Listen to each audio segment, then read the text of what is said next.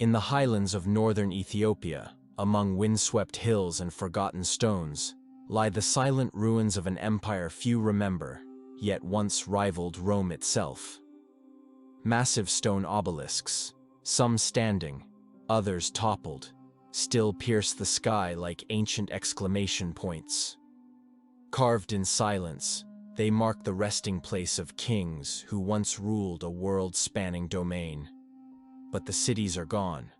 The palaces are dust. No armies marched against them. No climactic battle was recorded. And yet, Aksum vanished. In the span of a few generations, an empire that controlled trade across Africa, Arabia, and the Indian Ocean simply disappeared. No records describe its final days. No chronicler captured the last command of its final king.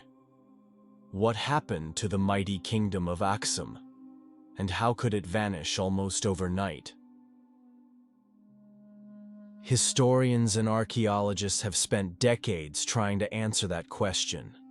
They sift through fragments, broken pottery, worn coins, faded inscriptions, hoping to reassemble a story long buried beneath time. What they've found paints a picture both extraordinary and haunting of a civilization so advanced, so connected to the wider ancient world, that its absence in modern memory feels impossible. Aksum was no mere tribal kingdom. It minted gold coins with inscriptions in Greek. It sent emissaries to Constantinople. It built stone monuments taller than anything else in sub-Saharan Africa for over 1,000 years. It was the first major African empire to convert to Christianity, long before most of Europe. And yet, ask the average person today, and they have never heard the name.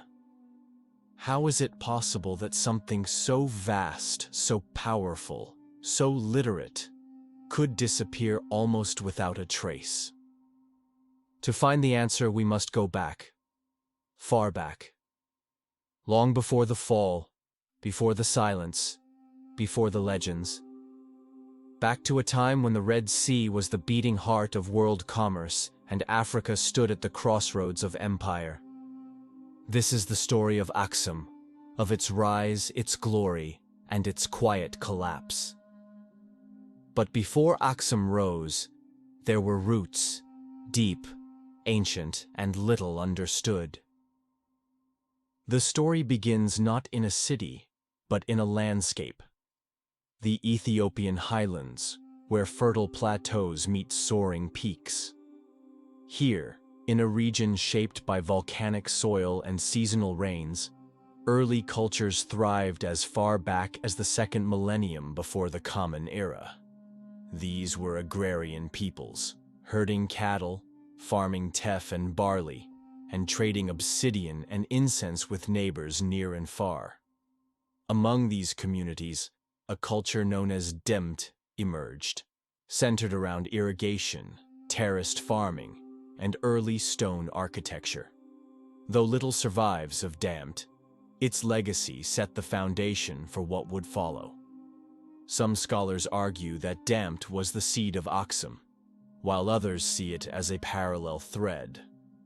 Either way, by the 1st century Common Era, a new political power had begun to rise, and it bore a name that would echo across continents: Aksum. The earliest mentions of Aksum appear in Roman and Egyptian records as a wealthy and influential kingdom. The Periplus of the Erythraean Sea, a 1st century Greco-Roman maritime guide, describes Aksum as a powerful trading hub with direct access to ivory, gold, and exotic animals. Caravans stretched across the African interior. Ships docked at Adulis, its Red Sea port, carrying cargoes bound for Egypt, Arabia, Persia, and India. Aksum's rise wasn't just about geography, it was about strategy. Its kings understood the value of controlling trade. and they built their capital accordingly. The city of Aksum itself, nestled among the hills, became a center of administration, religion, and culture. Roads connected its outposts. Obelisks marked the tombs of monarchs. Inscriptions were carved in multiple languages, evidence of a literate, multilingual elite. And while much of Europe was still tribal and fractured, Aksum was unified, organized, and internationally engaged. Its rulers bore the title Nagusa Nagast, King of Kings. Its coins bore Greek inscriptions such as Toitoa Pek Thex Pa. May this please the people. No other sub-Saharan African state at the time issued coinage, let alone in gold. These coins weren't just currency. They were propaganda. Images of kings with spears, crowns, or Christian crosses declared the power and ideology of the state. They traveled with merchants. They spoke without words. Aksum was not an isolated African state. It was an ancient superpower. But even the strongest empires are vulnerable to nature, to politics, to silence. In the episodes that follow, we will trace how Aksum rose from scattered highland farms to an empire that rivaled Rome in prestige, and how, slowly, silently, it crumbled back into earth and ash. To understand the soul of an empire, one must step beyond the monuments, walk past the obelisks, set aside the gold coins, leave the dusty ruins behind, and ask, what was life like in Aksum when it thrived? For nearly 1,000 years, the kingdom of Aksum pulsed with life. From the 1st to the 7th century CE, it was a flourishing, urbanized civilization. Its power extended far beyond what most imagine today. But what made it powerful was not just its kings. It was its people, their customs, their faith, their work, and their world. The typical Aksumite was not a king or merchant, but a farmer. The Ethiopian highlands offered rich volcanic soil and consistent rainfall, ideal for agriculture. Fields of teff, wheat, barley, and legumes surrounded the settlements. Terraced farming, an ancient innovation, allowed Aksumites to make the most of sloped terrain, preventing erosion and maximizing yields. Villages and towns were built of stone, sometimes with multi-room houses featuring courtyards and storage areas. People cooked on open fires, fermented grain to make local beer, and stored dried legumes and nuts in clay jars in the capital. However, life was more complex there. Craftsmen produced ceramics, metal tools, and luxury items like glass beads and ivory carvings. Clothing varied by status. Wealthier Aksumites wore linen robes, often dyed and embroidered, while laborers and peasants dressed in simpler woven garments. Jewelry, especially earrings and necklaces, was popular among both sexes, and gold was a sign of prestige. Hairstyles and grooming were important. Images on coins show carefully styled hair and trimmed beards, suggesting cultural standards of appearance. Language, too, reveals the complexity of life. The Aksumite elite wrote in Ge'ez, a Semitic script still used liturgically in the Ethiopian Orthodox Church today. But Greek inscriptions have also been found, a sign of the empire's international connections and educated class. At its height, Aksum was ruled by a powerful monarchy. The king held the title Nagusa Nagast, King of Kings, a phrase still used in Ethiopia centuries later. This wasn't a ceremonial title. The Aksumite king wielded real authority over trade, land, military campaigns, and religion. The state was centralized but flexible. Provincial governors, likely drawn from noble families, administered regional affairs and collected taxes. These taxes came not just in coins, but also in kind: livestock, grain, ivory, and cloth. Some evidence suggests a class-based society with royal elites at the top, followed by nobles, traders, artisans, and farmers, and finally enslaved people at the bottom. Justice was likely dispensed locally by elders or appointed judges, but royal authority could override such decisions. The king was also the military leader, defending borders and securing trade routes. Though little is recorded of their battles, the presence of fortifications and weapons in archaeological sites shows that conflict, internal and external, was part of Aksum's reality. Coins issued by the monarchy often included crosses, spears, or crowns, making each coin not just currency, but a political message. More than anything else, Aksum was a trading empire. Its success was built on geography and strategy. Situated between the African interior and the Red Sea, Aksum became a natural funnel for goods traveling from sub-Saharan Africa to Arabia, Persia, and beyond. The port of Adulis, located on the Red Sea, was a vibrant marketplace. Goods like ivory, frankincense, myrrh, rhinoceros horn, tortoiseshell, gold, and exotic animals flowed through its docks. In return, Aksum imported textiles, glassware, wine, olive oil, and coins from the Roman and Persian worlds. Aksumite merchants spoke multiple languages, navigated both sea and desert routes, and maintained commercial ties with people as far away as India and Byzantium. Their success was so substantial that Aksum was listed among the 4 great world powers in a 4th century Persian document, alongside Rome, China, and Persia. The state supported this economy with infrastructure. Roads connected cities. Caravans were protected. Taxes on foreign merchants brought wealth into the royal treasury. And perhaps most remarkable, Aksum minted its own coins in gold, silver, and bronze. The earliest coins bear inscriptions in Greek, featuring rulers with laurel crowns, while later coins display Christian crosses. This was more than practical. It was a statement of independence and influence. Early Aksumite religion was polytheistic.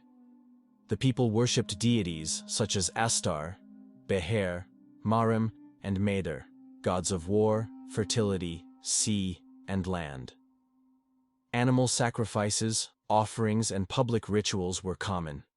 Inscriptions and altars have been found dedicated to these deities, often accompanied by royal proclamations. But in the 4th century Common Era, something extraordinary happened. Aksum adopted Christianity, one of the first empires in the world to do so. The story goes that a young boy named Frumentius, shipwrecked and enslaved in Aksum, gained the favor of the royal family. He eventually tutored the future king, Ezana, and introduced him to Christian teachings. When Ezana took the throne, he declared Christianity the official religion of the kingdom. He wrote to the Roman Emperor Constantine, and his coins began to bear crosses. Churches were constructed, modest at first, later grander. Pagan altars were repurposed. The Ethiopian Orthodox Church, still active today, sees its birth in this moment. Aksum became a Christian empire centuries before most of Europe, an African expression of a faith that would span continents. And unlike in other regions, Christianity in Aksum developed indigenously. It retained elements of local custom, music, and ritual. It was not imposed by Rome or Byzantium. It was embraced, interpreted, and shaped by the Aksumites themselves.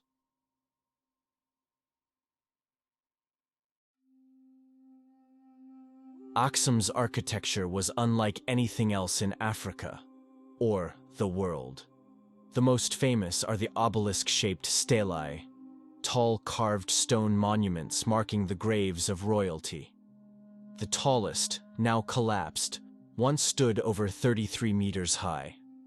Carved with false doors, windows, and even decorative beams, these monuments mimic multi-storied palaces, but in stone. Beneath them lay tombs filled with relics, gold, and offerings. These were not merely grave markers, they were statements of power, permanence, and divinity. Aksumites also built stone palaces with wide platforms, courtyards, drainage systems, and multi-room layouts. They used no mortar, just skillfully placed, interlocking stones. Some structures had multiple stories and grand staircases. In rural areas, simpler buildings were constructed with a mix of stone and wood. The consistency of architectural style across the empire suggests centralized planning and a shared cultural vision. Aksumite culture was a blend of African, Arabian, and Greco-Roman influences, yet remained distinctly its own. Royal inscriptions praised kings and gods. Stone tablets bore proclamations and victories. Oral traditions, still preserved in Ethiopia today, passed down genealogies, parables, and heroic tales. Ceremonies, particularly royal ones, involved music, incense, drums, and chants. Crowning a new king was both a political and spiritual event. Religious festivals blended Christian ritual with ancient local customs, including feasting, singing, and communal gatherings. Music played a central role in both worship and daily life. Early instruments included drums, lyres, and harps, some of which are still used in Ethiopian liturgical music today. Food customs emphasized communal eating with flatbread, injera, and stewed dishes. Hospitality was sacred, and storytelling was an art form. Even in its most cosmopolitan form, Aksum was deeply rooted in its land, its people, and its memory.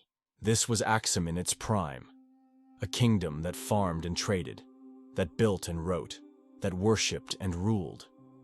It stood at the crossroads of civilizations, African, Arabian, and Mediterranean, and forged its own path. It was global but local, royal but grounded, ancient but alive. And though it would one day fall, it lived, fully, richly, profoundly. Great empires rarely fall in a single moment. More often they dissolve slowly, like a tide receding from the shore. Not with the crash of war, but with the whisper of time. Aksum was no exception. It did not vanish overnight, but its decline was so quiet, so complete, that history barely noticed. And perhaps that's what makes it even more mysterious. How does a civilization that traded with Rome, minted its own coins, and built towering monuments fade into silence? One of the first pressures came from nature itself. Archaeological and environmental evidence suggests that from the 6th century Common Era onward, the Ethiopian highlands began to suffer from environmental degradation. Centuries of farming and deforestation had weakened the soil. Trees were cleared for agriculture, for construction, for firewood, and without their roots, the land began to erode. Rainfall patterns shifted. The fertile fields that once sustained Aksum's dense population began to dry and crack. Droughts became more frequent. Crop yields declined. Water sources became unreliable. For an empire so dependent on agriculture, this was devastating. Starvation didn't happen overnight, but steadily. Like a noose tightening. Villages shrank. People migrated to more stable regions. Some turned to pastoralism. Others left altogether. Aksum, once thriving, began to bleed out, one family one farm, one hillside at a time. But while the land struggled, the sea changed as well. For centuries, Aksum had dominated trade along the Red Sea. Its merchants linked Africa to Arabia, India, and the Mediterranean.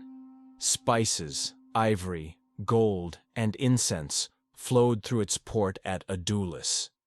Roman merchants exchanged coins stamped with emperors' faces for exotic African goods. But in the 7th century, the balance of power shifted dramatically. Islam rose across the Arabian Peninsula, uniting tribes, reshaping economies, and redrawing trade maps. Within a few decades, Islamic caliphates controlled much of Arabia, the Levant, North Africa, and even parts of Persia. The Red Sea, once an open route, became a guarded Muslim corridor. Aksum, which had relied on friendly relations with pre-Islamic Arab kingdoms and Byzantine merchants, suddenly found itself cut off. Its port at Adulis declined. Trade slowed. Foreign merchants stopped coming. Aksum could not compete with rising Islamic maritime powers that now controlled the spice routes and oceanic navigation. And so, the empire, once at the center of the world, began to drift toward its edge. As food and trade faltered, so did political cohesion. The monarchy, long the stabilizing force of Aksumite society, weakened. Inscriptions became shorter, less confident. Coins, once beautifully minted in gold and silver, grew cruder and eventually disappeared entirely. The title, King of Kings, vanished from public use. Instead of expanding, Aksum's territory contracted. Provincial governors likely became more autonomous. Nobles and warlords, no longer checked by royal power, ruled their lands as they pleased. There's no evidence of a final civil war or palace coup. Instead, there is silence. The capital city, once bustling with courtiers, scribes, and merchants, began to empty. Buildings fell into disrepair. The famous obelisks no longer marked royal tombs. Palaces crumbled into overgrown stone mounds. The center of gravity shifted southward, toward the highland city of Lalibela and other remote regions, where Aksumite survivors may have carried their traditions in exile. The spread of Islam also had cultural consequences. As Muslim traders and leaders gained control over the coasts, Christian Aksum became increasingly isolated. The once connected empire was now a Christian kingdom, surrounded by Islamic powers. Political alliances, religious diplomacy, and open markets became nearly impossible. Aksum could not send emissaries to Byzantium, nor welcome traders from India, without crossing Muslim-controlled territories. To survive, the Aksumites likely turned inward. The kingdom's identity became more insular, more defensively religious. Christianity, once an expansive political tool, became a cultural shield. Some scholars believe this isolation helped preserve the unique traditions of Ethiopian orthodoxy, but it also meant that Aksum's influence on the broader world faded rapidly. Over time, even its name was forgotten by outsiders. By the 8th century Common Era, Aksum had all but disappeared from written records. No foreign ambassadors visited, no kings carved proclamations, no historians chronicled the kingdom's final rulers. The chisel was set down, as some scholars say, and no one picked it up again. This period is known as the Silent Century. For nearly 100 years, perhaps more, nothing is known, not because nothing happened, but because no one recorded it. To archaeologists and historians, it is one of the most frustrating and haunting gaps in African history. How can a literate, wealthy, religious empire fall so completely, that even its fall goes undocumented. Today, much of what we know about Aksum's final centuries comes from what was left behind and what was not. Stone buildings show signs of abandonment, graves go unmarked, obelisks lie broken and unmaintained. In the former capital, excavations reveal layers of abandonment, where bustling quarters gave way to dust. Coins stop appearing in layers dated after the 7th century. Inscriptions cease. There is no grand destruction layer, no evidence of conquest or fire, just absence. And in that absence, the mystery grows. Yet Aksum did not truly die. It became something else, a memory, a tradition, a seed buried in the soil of Ethiopian culture. The language of Aksum, Ge'ez, survived, not as a spoken language, but as the sacred script of the Ethiopian Orthodox Church. Its prayers, hymns, and manuscripts still echo in monasteries today. The cross of Aksum, with its distinctive latticework design, remains a national and religious symbol. The traditions of Christian kingship, royal succession, and court ritual were inherited by later Ethiopian dynasties, including the Solomonic line that ruled into the 20th century. Even the architecture, the stele, the stone churches, the engineering, found echoes in the rock-hewn churches of Lalibela, a site some believe was built by Aksumite descendants. And then there are the legends. Perhaps the most enduring is the belief that the Ark of the Covenant, the sacred chest said to hold the tablets of the 10 Commandments, rests in Aksum, in a small chapel guarded by a single monk. According to Ethiopian tradition, the Ark was brought to Aksum by Menelik I, the son of King Solomon and the Queen of Sheba. It has remained there ever since, never shown to outsiders, protected by secrecy and faith. While historians debate the origins of the tale, it holds powerful cultural and religious significance. For many, the Ark is not just a relic, it is proof of Ethiopia's divine heritage. Whether myth or reality, it has kept the name Aksum alive in global imagination. The story of Aksum is one of complexity, resilience, and paradox. It was powerful, yet it vanished. Literate, yet left no final words. Connected to the world, yet became isolated. Its fall was not dramatic, but quiet, prolonged, and enigmatic. And maybe that's why it still haunts us. Because unlike other empires, Aksum didn't die with a roar. It faded into silence.